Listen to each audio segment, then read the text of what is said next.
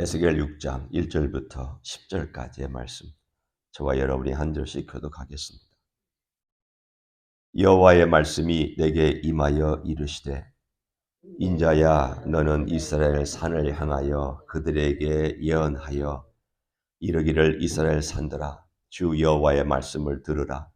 주 여호와께서 산과 언덕과 시내와 골짜기를 향하여 이같이 말씀하시기를, 나 곧 내가 칼이 너희에게 임하게 하여 너희 산당을 멸하리니 너희의 제단들이 황폐하고 분향 제단들이 깨뜨려질 것이며 너희가 죽임을 당하여 너희 우상 앞에 엎드러지게 할 것이라. 이스라엘 자손의 시체를 그 우상 앞에 두며 너희 해골을 너희 제단 사방에 흩으리라. 내가 너희가 거주하는 모든 성읍이 사막이 되게 하며 산당을 황폐하게 하리니 이는 너희의 제단이 깨어지고 황폐하며 너희 우상들이 깨어져 없어지며 너희 분향 제단들이 찍히며 너희가 만든 것이 폐하여지며 또 너희가 죽임을 당하여 엎드려지게 하여 내가 여호와인 줄을 너희가 알게 하려 함이라. 그러나 너희가 여러 나라에 흩어질 때에 내가 너희 중에서 칼을 피하여 이방인들 중에 살아남은 자가 있게 할지라. 너희 중에서 살아남은 자가 사로잡혀 이방인들 중에 있어서 나를 기억하되 그들이 음란한 마음으로 나를 떠나고 음란한 눈으로 우상을 섬겨 나를 근심하게 한 것을 기억하고 스스로 한탄하리니 이는 그 모든 가증한 일로 악을 행하였음이라. 그때야 그들이 나를 여호와인 줄 알리라. 내가 이런 재앙을 그들에게 내리겠다 한 말이 헛되지 아니하니라. 아멘.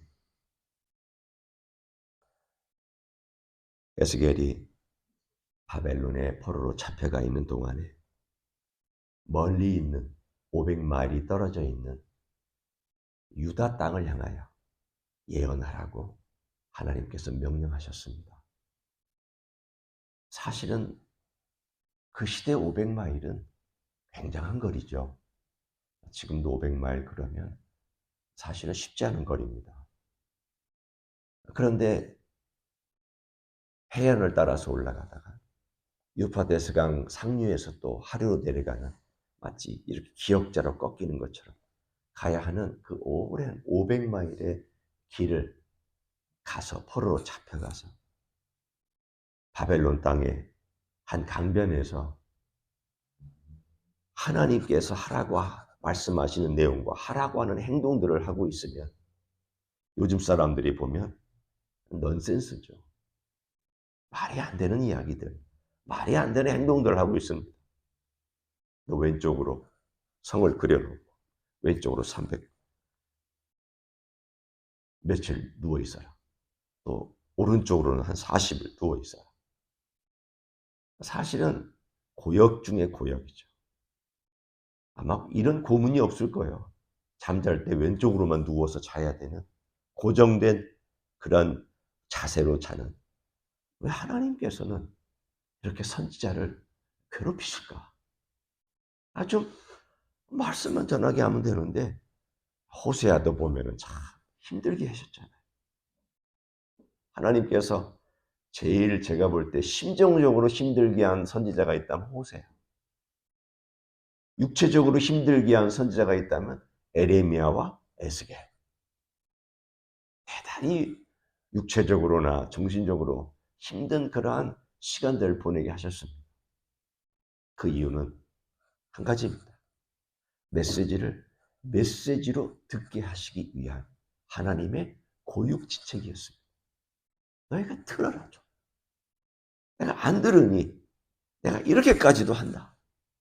내가 내 선지자를 이렇게 괴롭게 해서라도 그들의 괴로움을 통하여 그들이 전하는 메시지, 그들이 보여주는 메시지를 듣고 제발 나에게로 돌아와라. 하나님께서 오늘 6장에 주시는 메시지에 포인트가 있습니다.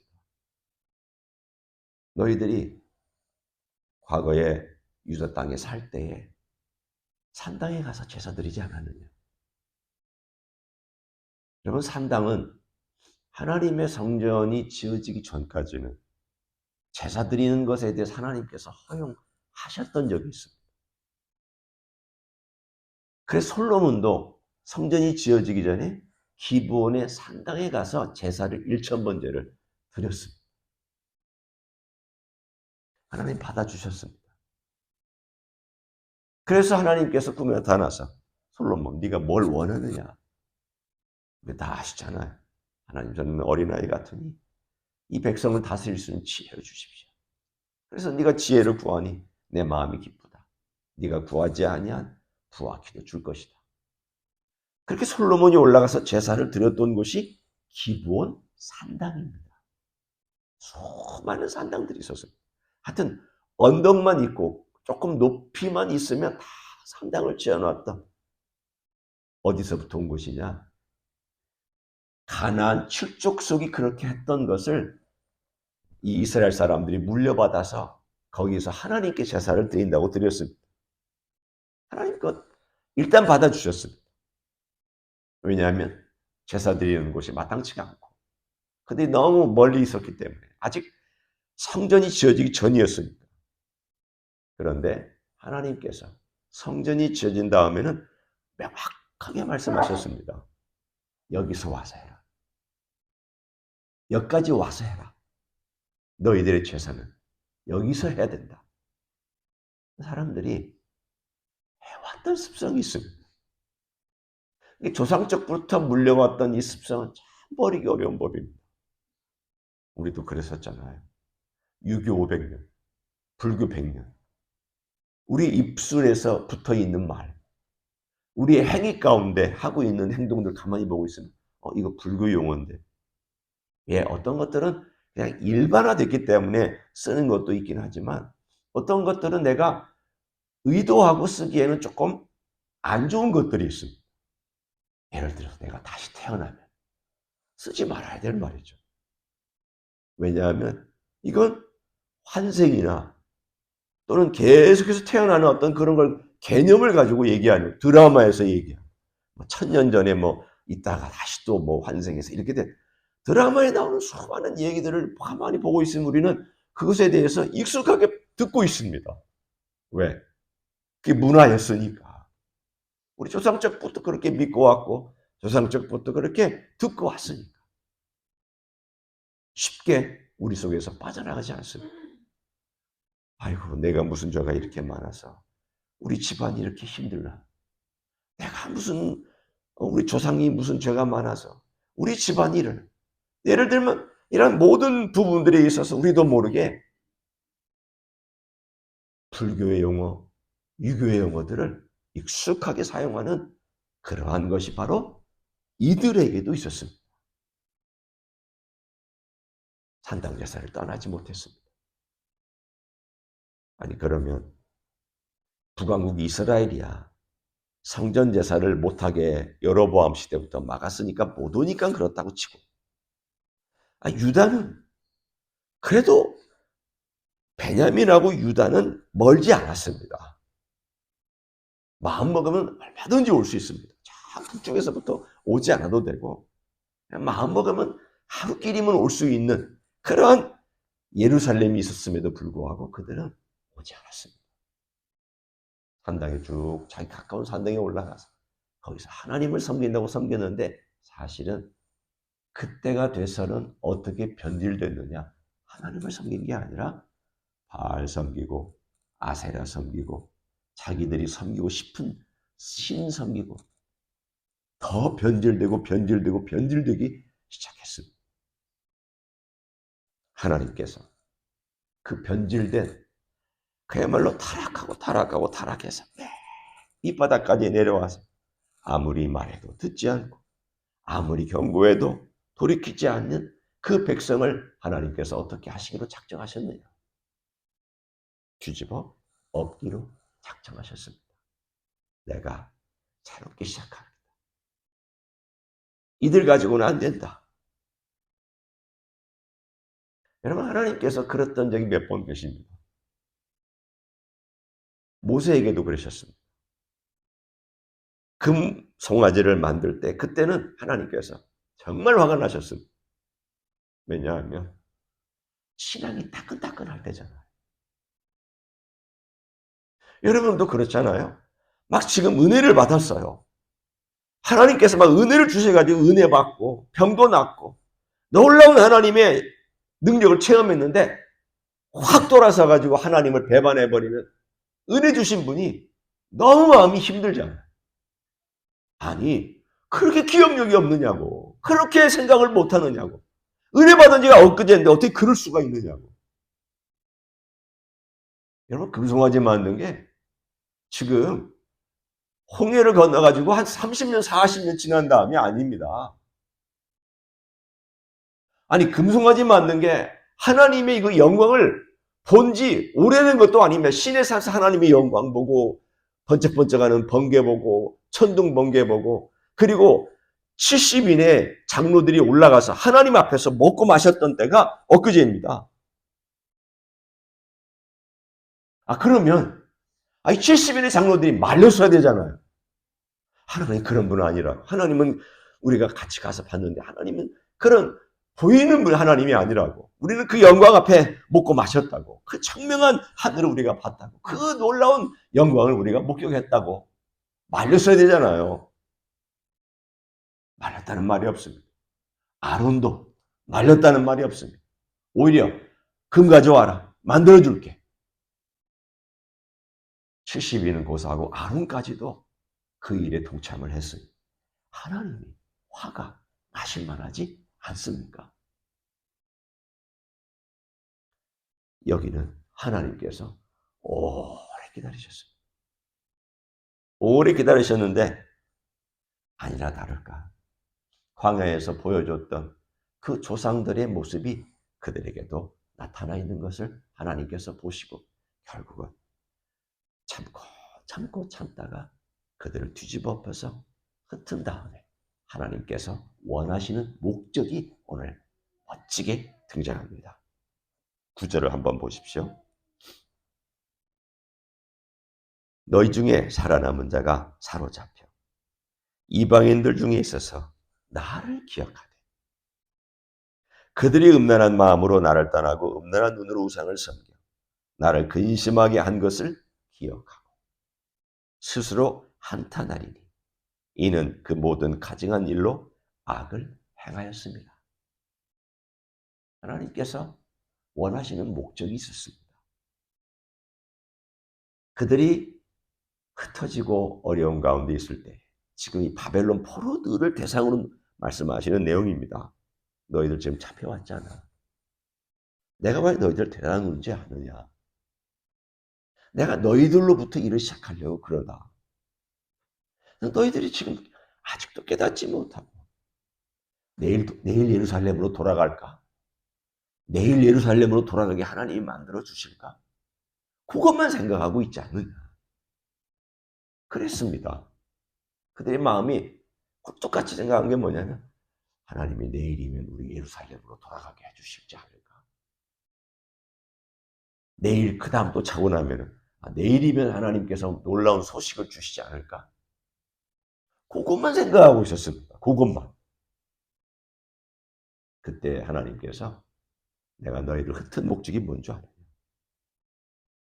결국 이들이 깨닫게 된 것은 언제냐면 몇 년이 지난 다음 예루살렘이 완전히 망한 다음에야 이제 돌아갈 곳이 없구나. 이제 돌아갈 땅도 도시도 없구나. 돌아갈 성전도 없구나. 그걸 직접 들은 다음에야, 가서 보지는 못하니까 들은 다음에야, 그 소식을 접한 다음에야 그들이 생각을 바꾸기 시작했습니다. 어떤 메시지? 이제 이 메시지가 그들의 마음속에 들어가기 시작한 것입니다. 참 사람은 왜 이렇게 어리석은지 몰라요.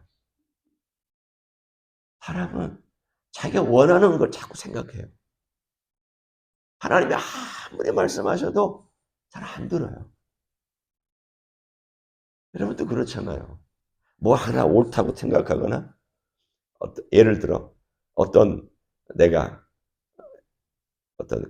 내 몸에 대해서 약을 먹을 때에도 그게 그거라고 오랫동안 알고 있으면 아무리 좋은 약을 주고 아무리 좋은 방법을 얘기해주고 아무리 좋은 길을 소개해줘도 괜찮아, 괜찮아 그래. 그러다가 병 더 고질화시킵니다. 그게 뭘까요? 우리가 가지고 있는 미신이나 고집이죠. 근데 이들이 그랬다는 거예요. 이들이.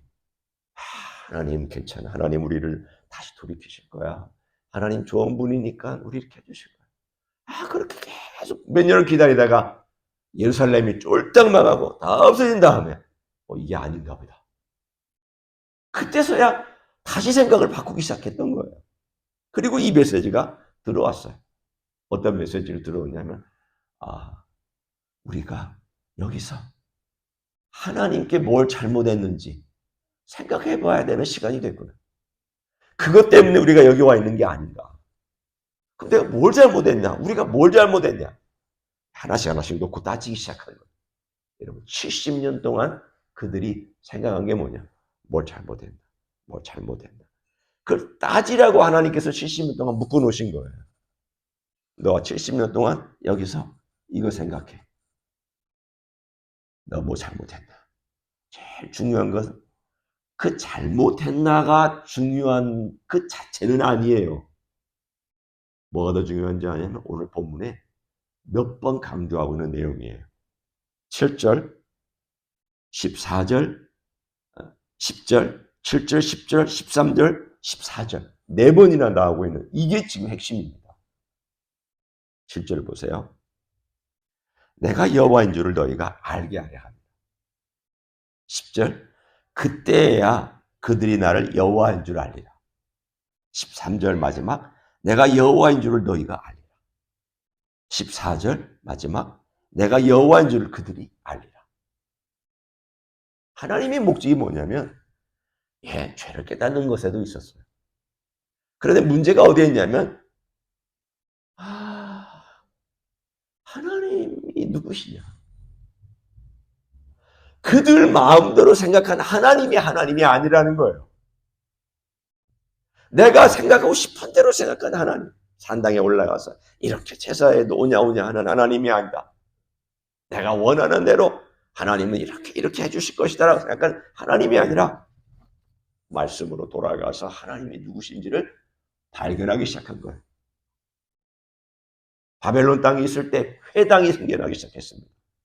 회당에서 한 일은 뭡니까? 제사 못 드리잖아요. 이제는 제사를 못 드리잖아요. 산당에서 제사 드렸다가 쫄딱 망했잖아요. 그 제사 절대 안 드렸습니다. 바벨론 포로 있는 동안에 뭐 하는 줄 아십니까? 회당에서 말씀 연구했습니다. 말씀 들었습니다. 말씀 들을 때마다 그들이 뭘 생각했을까요? 우리가 하나님의 말씀을 어겼고 우리가 하나님의 말씀을 어겨서 하나님을 아프게 하시고 여러분 9절을 보세요. 그들이 두 가지를 기억했다고 되어 있습니다. 너희 중에 살아남은 자가 사로잡혀 이방인들 중에 있어서 나를 기억하다. 하나님을 기억했다고 했어요. 두 번째는 그들이 음란한 마음으로 나를 떠나고 음란한 눈으로 우상을 섬겨 나를 근심하게 한 것을 기억하고. 그들이 이 어려운 상황 가운데서 하나님을 기억했다는 것과 하나님을 근심하게 한 것을 기억했다라고 그것이 하나님께서 이들을 고난과 아픔과 포로에 놓게 하셨던 목적이라는 것을 우리는 알 수가 있습니다. 그리고 나서 이분이 우리 하나님인데 여러분 이 메시지는 뭘까요? 그들이 나를 여호와인 줄, 내가 여호와인 줄. 여러분 이 말씀을 한번 우리가 잘 생각해 보기 원합니다. 여러분이 하나님 모르시는 분은 아니잖아요. 하나님 아시잖아요. 예수님이 십자가에서 내 죄를 위해서 죽고 돌아가시고 내 죄를 위해서 하셨다는 거 다 아시잖아요. 알고 있어요. 하나님이 천지 창조했다는 거 알고 있어요. 그들도 그런 지식이 없었던 거 아니에요. 하나님이 우리 여호와다. 알고 있었어요. 문제는 뭘까요? 예, 그게 내게 내 삶하고 중첩돼야 되고 오버랩돼야 되고 하나님과 내가 깊이 만남이 있어야 되는데 그 만남이 결여되어 있을 때에는 여호와가 여호와인 줄 모르고 사는 삶입니다. 제가 한국에서 목회할 때 그랬습니다. 명예 추구하지 않는다고 그랬는데 명예 추구했고요. 교회 성장 열심히 추구했습니다. 몰랐죠, 그때는. 죽을 병에 걸려서 모든 것을 딱 스탑하고 활동을 스탑하고 병원에 입원하거나 혹은 치료를 받는 가운데 제가 느꼈던 것이 내가 이걸 참 목적 삼아 살았구나. 하나님의 관계, 우리 주님과의 관계보다 더 시간을 많이 들이고 더 많은 에너지를 쏟았던 것이 교회 성장이나 이런 것들이었어요. 그러니까 주님과의 관계보다 앞서 있거나 주님과의 관계보다 내가 소중히 여기는 것들은 우상입니다. 저게 우상이었어요.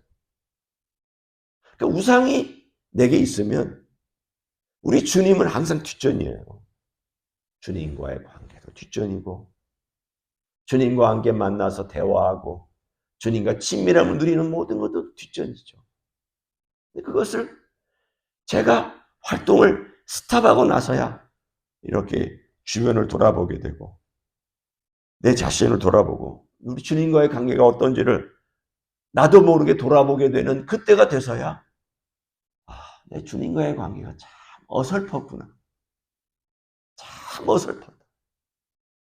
그리고 엉성했다. 그리고 느슨하게 엮여 있었다. 그걸 깨달았습니다. 주님과의 관계가 느슨하게 얽혀 있으면 항상 그 사이에 누구든지 비집고 들어옵니다. 하든지 비집고 들어와요. 그게 내 욕망이든 내 하고 싶은 것이든 내가 원하는 것이든 내가 이제까지 살아왔던 성질이든 기질이든 혹은 살아왔던 모든 것이든 다 비집고 들어와서 그 주님과의 관계를 흐트러 놓아요. 흐트러지면 이것도 회복하느라고 시간을 오래 걸리죠.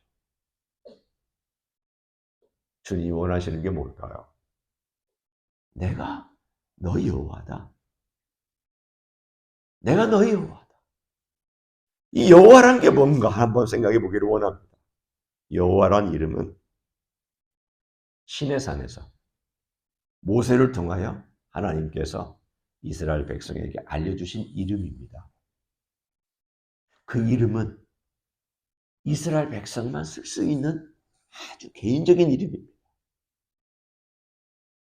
아빠라고 부를 수 있는, 그러니까 저의 아빠라고 부를 수 있는 대상은 육신적으로 딱 한 명이에요. 그렇잖아요. 여러분도 그러시잖아요. 아버지, 아빠라고 제가 육신적으로 부를 수 있는 대상은 딱 한 명이에요. 엄마라고 부를 수 있는 대상도 육신적인 진짜 엄마는 한 명밖에 없어요. 그게 여호와라, 야훼란 이름이거든. 그러니까 하나님은 이스라엘 백성의 아빠가 되어서 아주 친밀하고 개인적인 관계를 누리기를 원해서 그 이름을 알려주신 거예요. 내가 너의 아빠다. 여호와, 야훼다. 너는 야훼란 이름을 부를 때마다 내가 너의 아버지고 내가 너의 어머니고 내가 너의 보호자고 내가 너와 함께하고 아주 친밀한 관계를 하나님께서 갖기를 원해서 그 이름을 알려주시고 계시해 주시고 드러내 주신 거예요. 얼마나 하나님께서 이스라엘 백성을 사랑해서 그렇게 하셨겠습니까? 그런데 이 아빠라고 여기지를 않는 거예요. 지나가는 아저씨들을 보고 아빠. 지나가는 아줌마들 보고 엄마. 이러니 진짜 아빠인 이 아빠의 마음이 어떻겠어요? 그래서 이 관계로 회복하려고 하나님께서 나를 여호와인 줄 알려. 내가 너의 진짜 아빠라는 것을 내가 알게 하는 것이 이 과정이 내가 어쩔 수 없이 선택한 방법이다.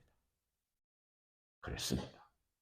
하나님께서 이들을 데려다가 다시 아버지 하나님이라고 부르는 게 진짜 내 마음의 깊숙함에서 우러나는 그러한 것을 만들기 위해서 이 깊은 고난의 과정이 필요했던 것이죠. 마찬가지입니다. 우리의 삶 가운데서 어려움이 있거나 우리의 삶 가운데서 고난이 있거나 우리의 삶 가운데 날픈 일이 있을 때 그 모든 과정들은 뭘 하나님께서 기쁘게 여기시기 위해서 하시는 것이냐? 내가 너의 아버지라는 것을 깨닫게 만들어 주시고자 하는 하나님의 사랑의 메시지인 줄로 믿습니다. 그걸 발견하시면 됩니다. 그러면 고난은 100만 달러 값보다도 더 귀한 보배로운 가치가 될 줄로 믿습니다. 그런 은혜가 넘치기를 예수님의 이름으로 간절히 축원합니다.